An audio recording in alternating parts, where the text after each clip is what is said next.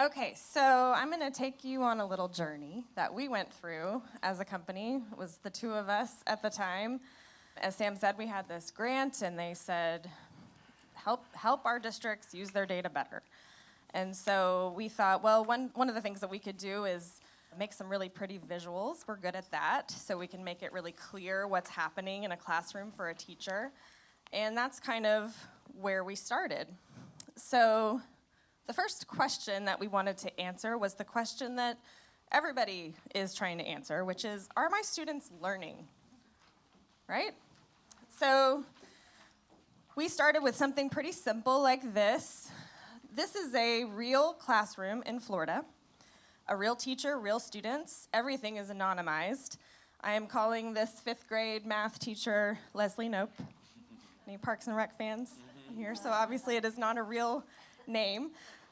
And what you see here is one row per student, A through X, and you see their scale scores, right? Simple enough. Up in the top right corner, we see some symbols. We thought if we use these cute little symbols, we can put them on one line and make it really easy to tell what's happening with scale scores. Are students in this classroom learning? We also decided we'd use some color, so the lines are all green. I don't know if you can see that everywhere, but this is why we have the handouts. So if you are Miss Nope right now, how are you feeling? Seems good, right? I see lots of green. Actually, I see nothing but green, right? We were going to use red for a decline in scale score, but we didn't have any. All right, and some of these seem pretty long, right? It's like 20, 30, 50 scale score points. That feels good. But is it good? You have to compare it against something. You have to compare it against something. Right, it's lacking some context, maybe, so you'd have to go look something up, right? Well, we had committed to not having teachers go look something up. We wanted something that would fit on a piece of paper. So we thought, what else could give us some context that we need? How are other students doing? So what metric allows us to see how we're doing compared to other students who took the same assessment? The state percentile. Percentiles. They're reported right there alongside the scale score, but they seem to be a really well-kept secret in a lot of places. Okay, so what if we use the percentile? What does a percentile mean? Are teachers going to know that? Are parents going to know that? Are students going to know that? Hopefully math teachers would know that. Absolutely. So I'm going to prove to you that everybody in this room knows what a percentile is, even if you can't articulate it. All right, so if I am the parent of student 12, and at the beginning of the year, my student scored in the 80th percentile, where do I want my student to be at the end of the year? The 99th percentile?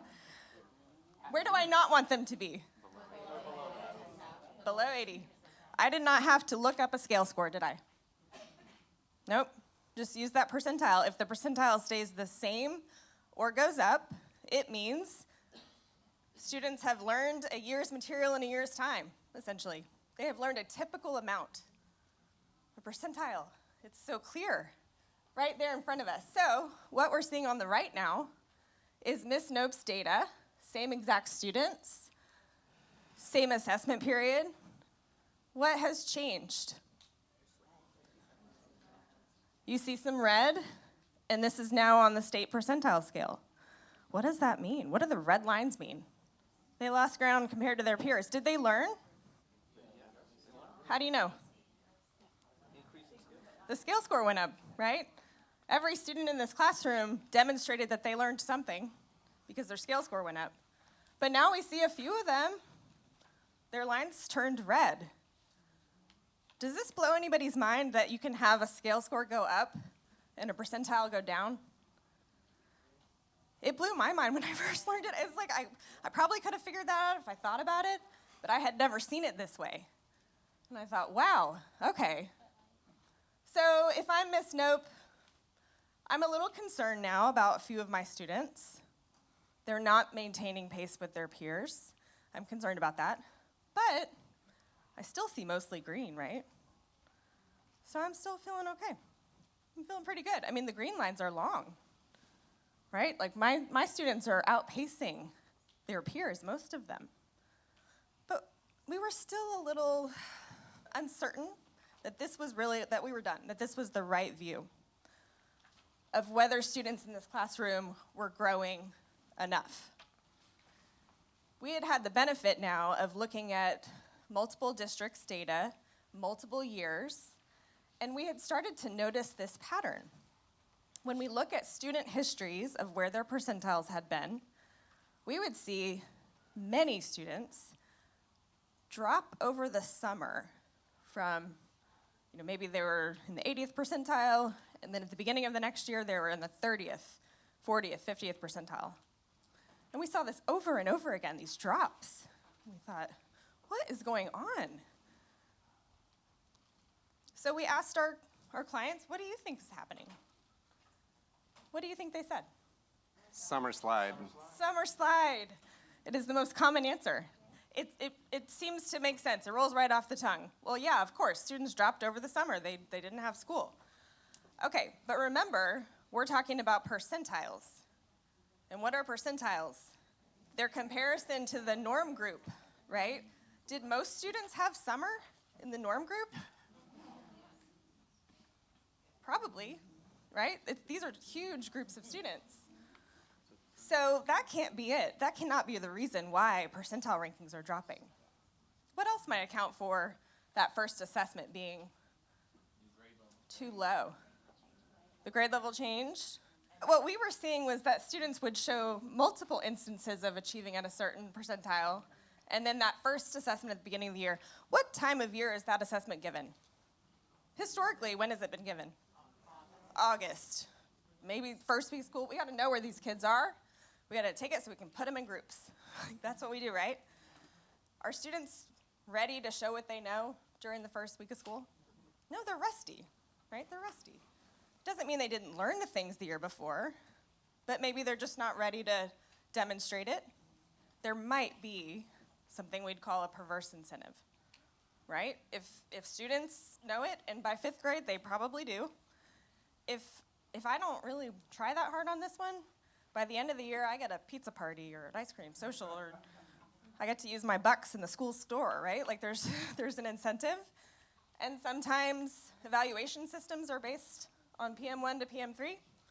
That happens, right? So there are a lot of reasons why that assessment might be too low. And so we just thought, you know what? Maybe PM1's not the right baseline for us. If we're looking at percentiles, why don't we start with where the student ended the prior year?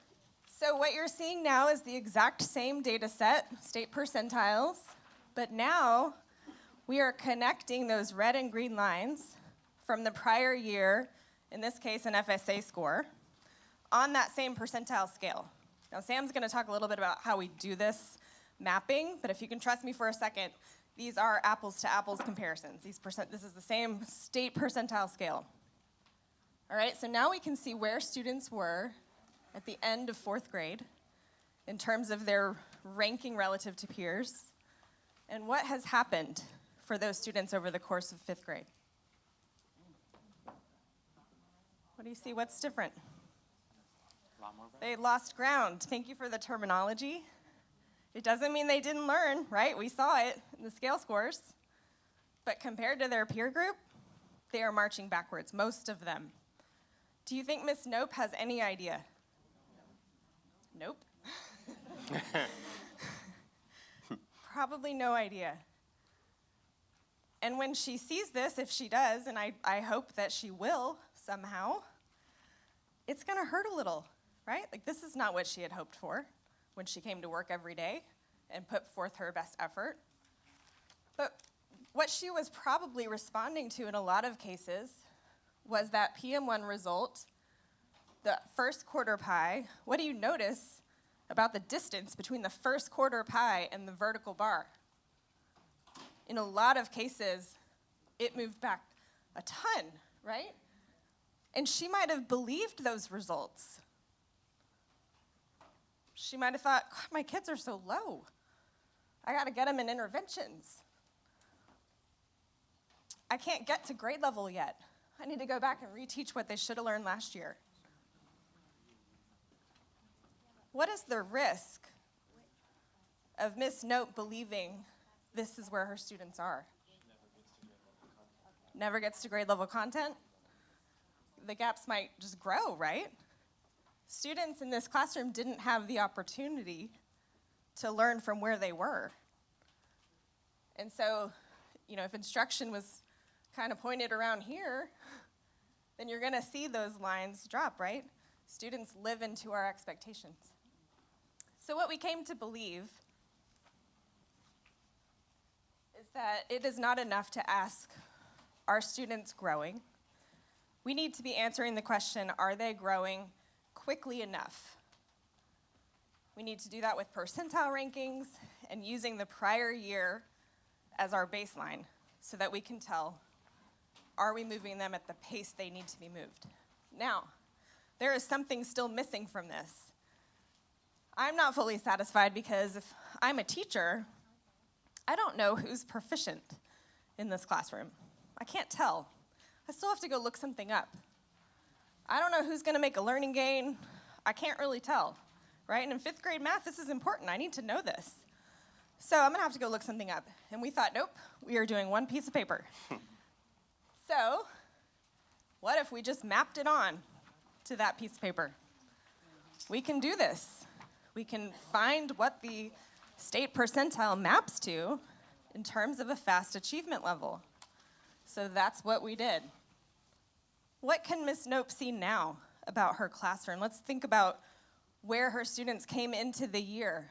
What percentage of our students were proficient at the end of 4th grade? 2/3?